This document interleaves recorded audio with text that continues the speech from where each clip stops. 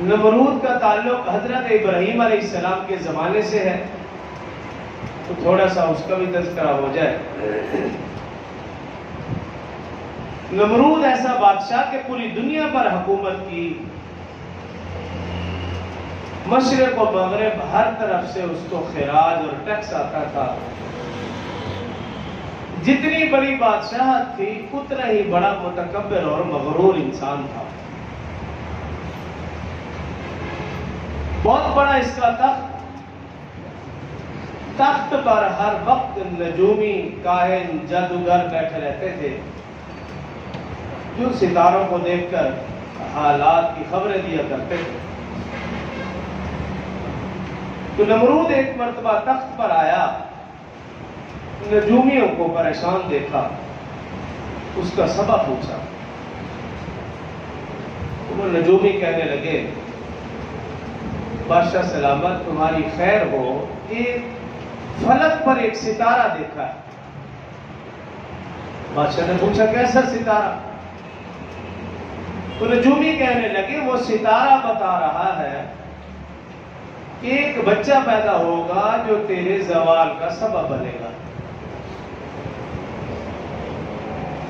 اور جب مزید وضاحت بادشاہ نے پوچھی تو وہ نجومی کہنے لگے کہ وہ بچہ 3 دن کے اندر اندر باپ کی پشت سے ماں کے شکم میں منتقل ہوگا۔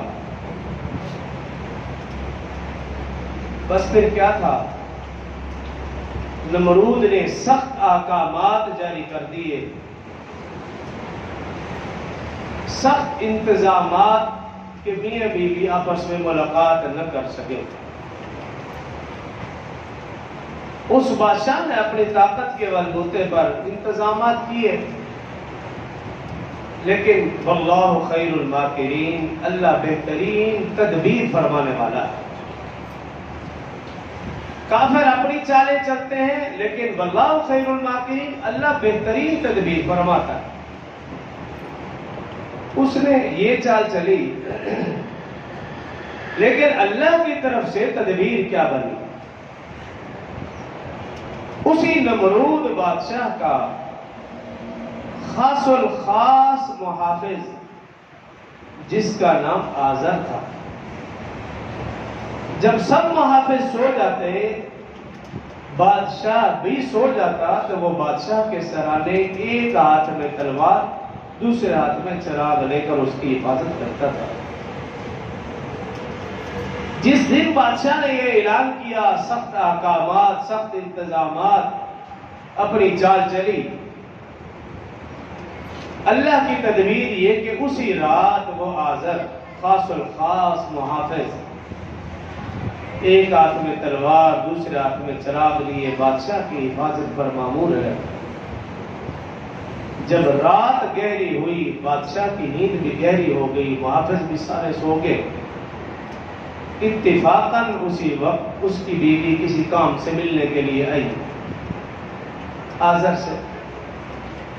جب ملنے کے لیے آئی تو آزر کے دل میں خواہش پیدا ہوئی، تو انہوں نے دیکھا بھی بادشاہ بھی گہری نیند میں اور یہ محافظ بھی سارے سو چکے ہیں۔